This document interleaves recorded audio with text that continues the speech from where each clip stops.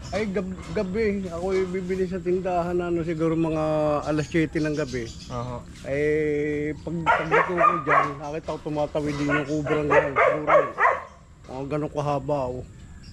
Ano po kaya yan? So meron, may kumakain sa daga. Kubra.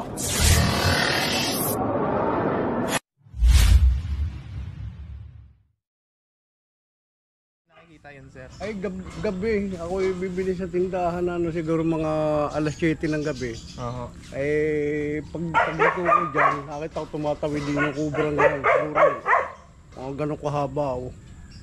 Ano po kaya yan? Nakita niyo lumapad ang leeg? Hindi naman, dire-diretso dito sa bahay na ito. Tapos ay ako, kumuha ko ng atak. Sabi ko makatuklaw ng ano. Eh, pagbalik ko hindi ko na nakita. Ayun, so Tapos mahaba. ano mga yung anak ko ay diyan nata nakakita naman ng cover din natawid din sa kalsada. Marami dito, pagkami siya diyan Mahaba din, sir, mahaba din. Oh, Hindi nakita niya, baka... mga ganito daw kalaki oh. Ayun na. Oh. Gabraso na mga to. Oh. So dito natin titignan sa tambak nila, sir. May mga tambak po dito eh. Kalib. Ah, sir, sino mga kasama natin? Yan ang nahuli diyan ay sawa. Sino mga kasama natin dito? Taga-angat. Okay lang ba si ano? Magbobota lang. May bota mo. Ay, takot sa akin. Hindi, kahit sa ano lang, di naman magbobota lang po, taga-buhat. Takot sa Diyos. Down. Mga tubo. Gusto ko kayo sa mga pero takot sa akin. Ayan guys, Gusto mo na abota?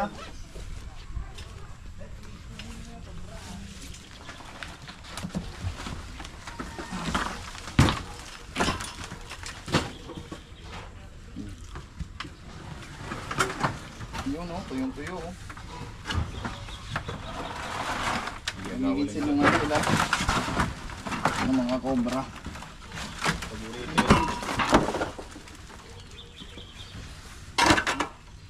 Silipin ko muna.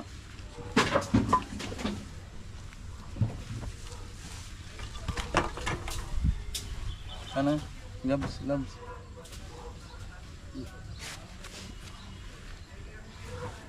Sawa, sigurado. Bilis to.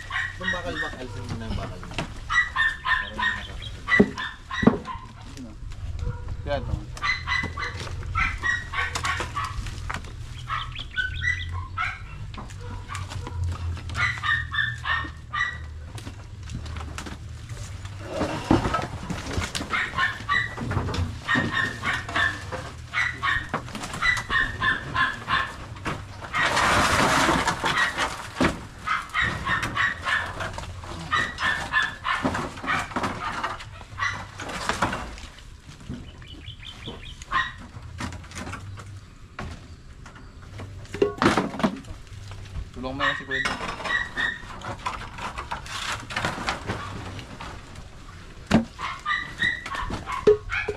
Radius patayin ko na to 18 minutes na eh. Ang init na. Ha? So yan mga tol, na-clear na po natin yung area ng nakatambak dito. So wala naman po tayong nakita.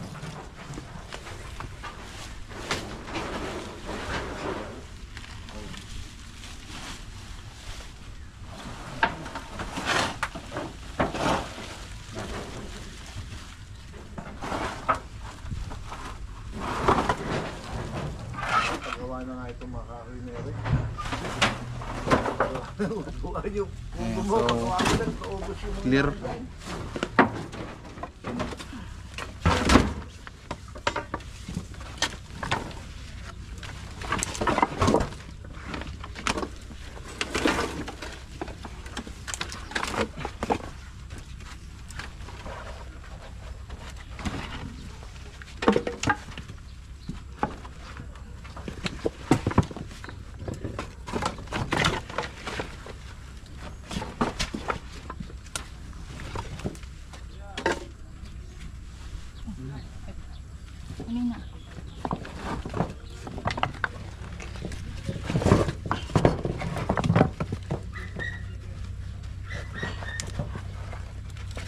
Ano yun?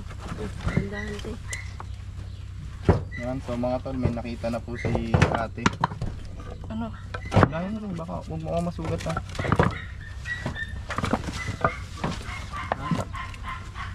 Mano sa yero. Radius naman na Pumasok. daw sa yero. Gitin mo na lang to. Baka maano. Pusod.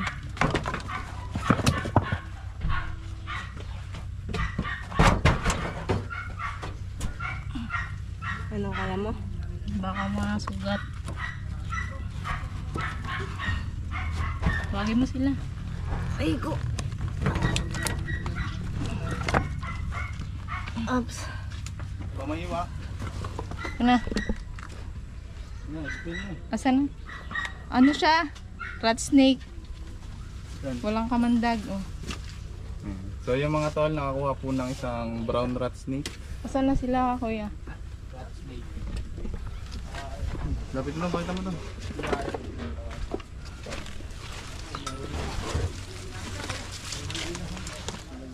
ganyan, yan na nga tayo. Ayan guys, dito tayo, doon tayo. Mas madilim. Hindi naman yata kubra yan. Dito. Kubra ba yan? Hindi. Kubra yan. Ayan. So ito po, may nakita na po tayo doon na isang brown rat snake. Boss, kubra yan. Yan na nga, ganyan nga nakita ko niya, kubra na nga. Hindi po ito cobra. Ah, Ang tawag po dito ay brown rat snake, tinatawag din na almoranen. Ano pa ba tawag nila dito? Biyain. Yan, guys, maraming tawag dito sa ganto, pero ito po ay walang kamandag. Kumakain lang po ito ng mga daga. Ayan. So siya po ay full grown na. So madalas ito makikita sa mga gantong subdivision dahil marami po talagang daga dito at mga kanal. malaki dyan. So hindi po siya nakakapinsala ng tao, sa halip po nakakatulong. Kaya sa may mga alam po ng ahas na to, ang tawag dito ay brown rat snake. Ayan. So hindi po tayo talaga nag-aano nito. Hindi nakakagat ng tao yan. Hindi po. Sasuggest natin kina sir na release na rin kung papayag sila. Dahil hindi naman po nakakapinsala ng tao yung gantong ahas. Kundi nakakatulong pa po para sa atin. Ano sir? Dadalhin o pwede natin pakawalan, pwede rin natin dalhin. Sir? Ayan, so sabi nila guys, dalhin na lang natin kasi pag may nakakita daw, ipapatayin. Pero sir, ganito yung nakita nyo. Hindi, iba dyan, iba. Ayan po. Malaki pati. Taba. Yan yung nakita namin. Ayan, sir. Parang ko cobra kasi yung balat niya parang sa cobra. Mga ganito ko lang kayo. Yung So, ulo iba pa kasi yung niya nakita ni nakatago. sir. Tapos yung rat snake pala siya. So rat snake po, wala po siyang kamandag, hindi nalapad. Ay, ano din, pag nakita ng ibang tao, papatayin. Opo. Ayan. So dadali na natin, doon na lang natin release sa may sa amin. So wala naman siyang kamandag dahil pag nakita daw po dito yan, maaaring patayin lang ng mga tao. So mas mahalaga na sana turo natin sa kanila na walang kamandag yung rat snake, at least hindi na sila matatakot pag nakita po yun. Yan sir. So tara. Continue na doon sir. Dito na lang pasabi. Diyan eh. Kumaan ang pusa. Dito sa taas. Ang pusa.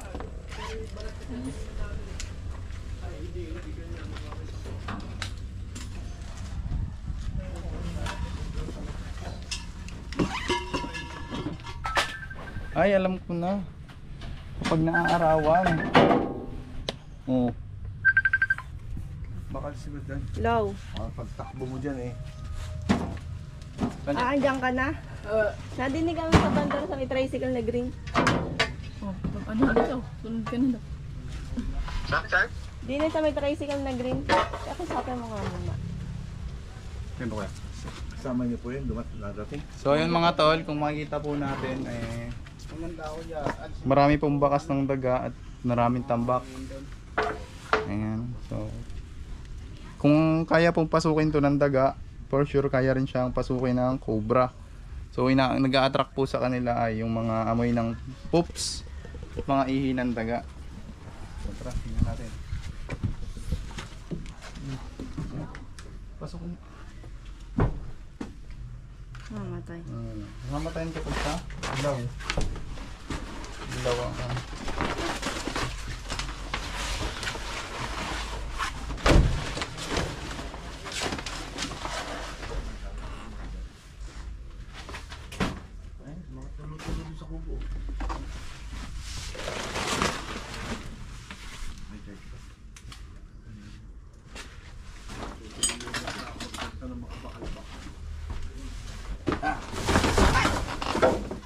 guys, may mga gulong. Mamaya babalik din natin yan. So check mo, baka may madalang cobra. Ito po ay isang story.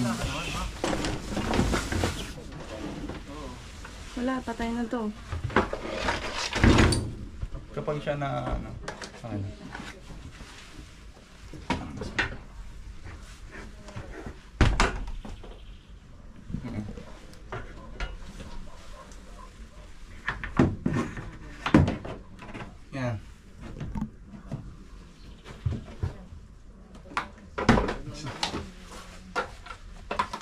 Dito ka kaya magsabihin.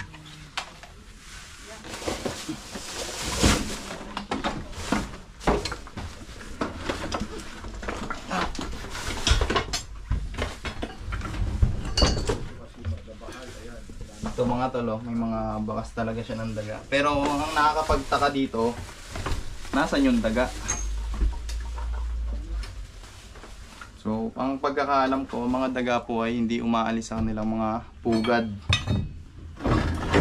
Posibleng may kumain sa kanila or anong nakagambala para mawala sila dito.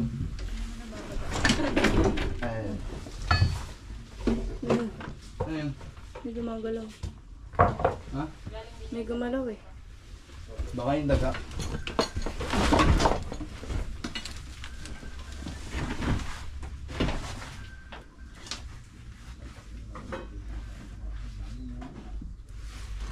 May gumalaw dito guys. Hindi natin namamalayan. Ito.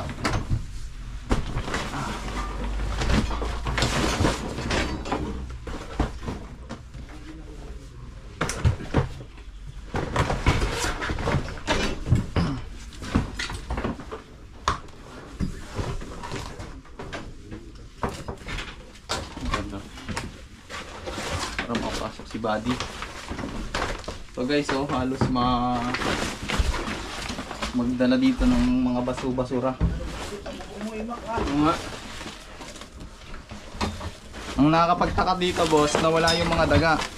Kaya nga, Napakadaming bahay. baka may kumain.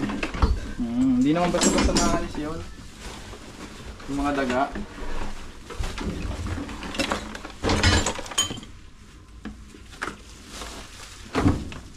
Ito.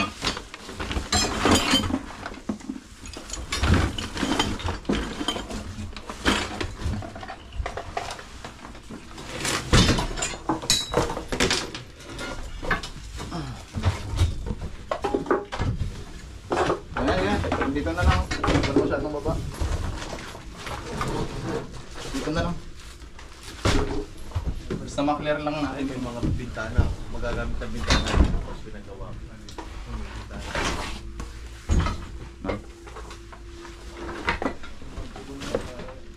Sige, dito ka na bro. Huwag na natin, okay na itong maluwag na dito. Ayan. Dito na.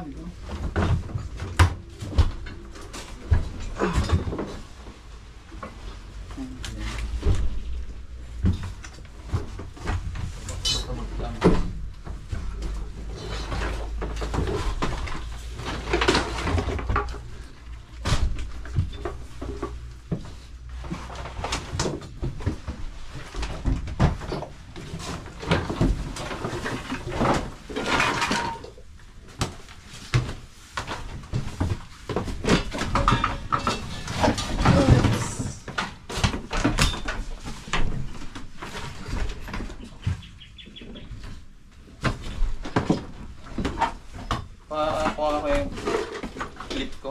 Ganda na yung doon.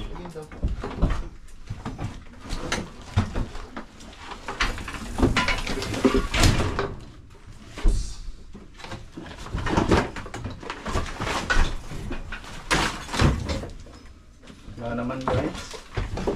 So last na to. Ito na lang yung hindi natin nakakalkad. Ayun. Meron kuya. Ayan o. Siya mo, ang lock. So meron, may kumakain sa daga.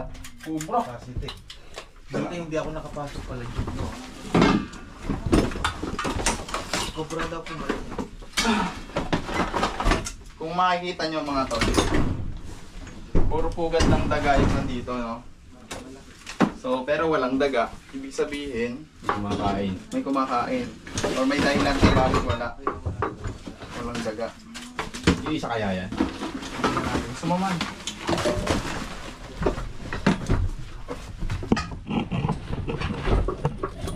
Baka na yan boss, di natin bubuhat yan. Mabigat? Oo. Dudukotin talaga yan.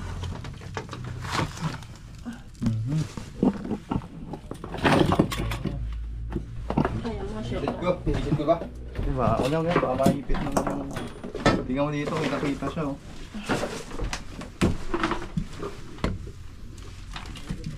Pagbumungi. Okay! Flashlight.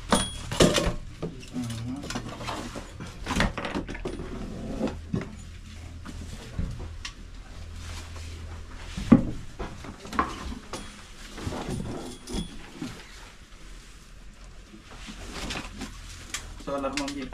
Ah, dilim na nga.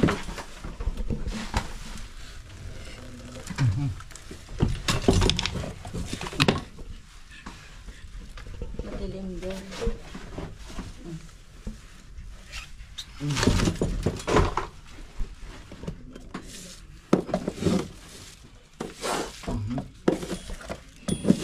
Nagagalit siya guys.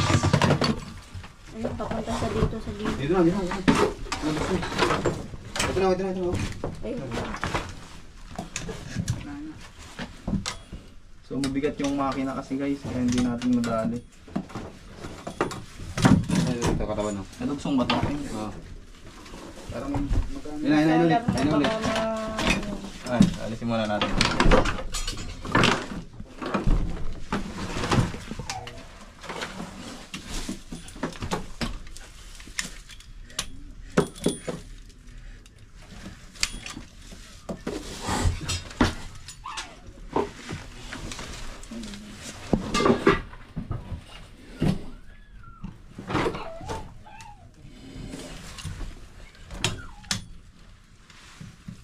Kaya mo ba yan?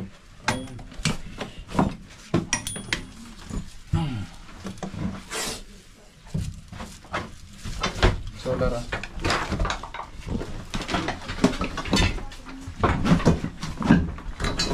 Oo.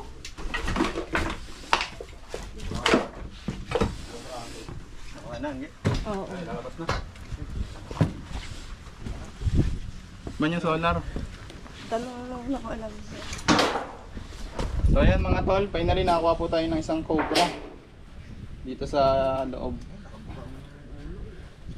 Ayan. Kunin mo man yung ano doon. Ito yung flashlight. Papakita muna natin sa kanila para malaman natin kung ganito po ba yung mga nakikita nila.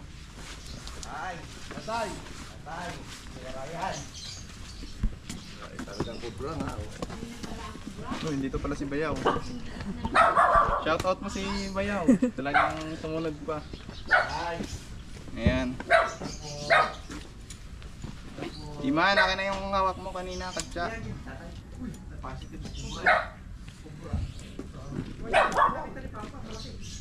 Hindi pare. So minsan kasi namamalit mata tayo since na hindi tayo pamilyar. Hindi sila pamilyar sa mga ahas. Ayan.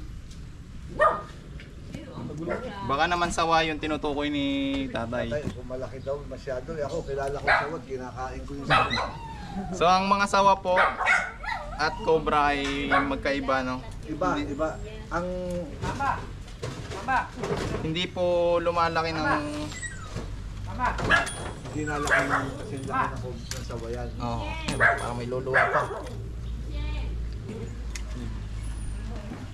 Nakakuha mo yung ano ko doon. Tapos yung flashlight. Yung flashlight nasa labas na yun.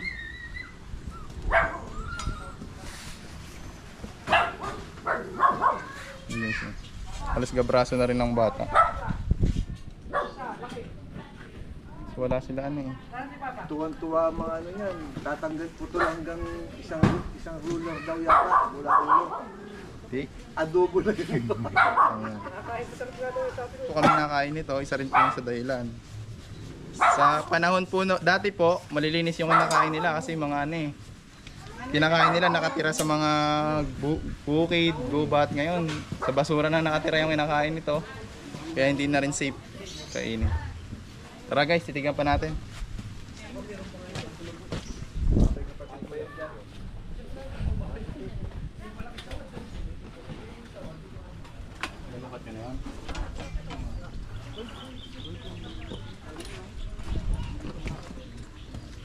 Yan, so mga tol, i-clear lang po natin para po maging safe na sila dito.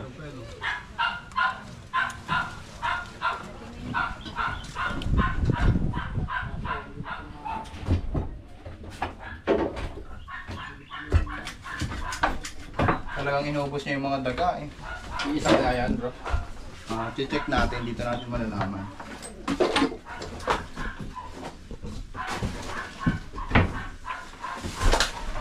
Ito, kung ganito na. Yan, mga daga. Pero walang daga. Parang may eat pero walang tao. Multo ano? Parang may mumo. Ano may multo. Ito pa oh. Ano naman. Gano'n. Kita-kita nyo ang lakas ng daga. Mga bakas. Parang madilim talaga. Yan. Mga bakas ng daga.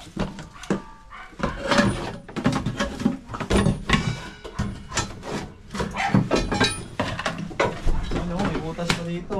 May butas pa dyan. Ano, babaklasan natin ito. Baka naman sa daga lang yan.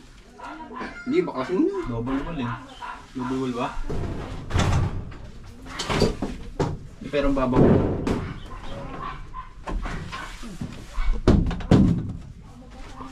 Ano, balik na natin guys, wala na. Hindi na natin ibalik. Ito bro, ano mo ito? Ano ba ito? Uy, ang daga dito. Meron? Daga. May ano ng daga. Ah, may ano. Puro bahay. Puro bahay. Cut muna tayo. So ayan mga tol, tapos na po tayo sa ating paghahanap at niimbitahan tayo ni Sir para kumain sa loob. So nga pala mga tol, si Sir nga po pala ay nagpaparent. Ayan, nagpaparent po siya ng mga sasakyan sa mga gusto pong mag-rent. Kahit sa saan kayo pupunta. Ito po yung details. So kayo na lang po ang tumawag sa kanya. Ayan po ang pangalan, Ezekiel and Leyana. Diana Car Rental Service. Ayan. So ito po yung number. Ayan, located po siya sa St. John Village, Barangay Kanlurang Mayaw. Kanlurang Mayaw, Lucena City. Ayan. So ito po yung mga sasakyan. Ayan. So ayan, lapit mo nga dito mga contact. Guys, ito ang contact. Kita ba? Ayan. So dyan na lang po kayo mag-inquire. Diba? Kain po tayo. Tilapia, sarap. Wow. Po ang ating pagkain. Oh, paborito ko. May pahugasan. Ayun. Ano? So ayan mga tol, kakain po muna tayo. Let's go. So ayan mga tol. Papaalam na po tayo kay na sir. Nakukuha po natin isang cobra at isang brown rat snake dito sa Lucena. Ayan sir, paalam tayo. Salamat po sa grupo ni Tol Cobra. Nakuha na ang cobra dito sa akin. Magagawa nyo ng office yung gagawin kasi ni sir na office yun. Ano niya doon? Yung tawag yung close ban. Yan, close ban. So yun lang mga tol, pag may mga ganito kayong problema, itawag lang po sa amin para po ma-actionan natin agad. Yun lang, maraming salamat. Thank you.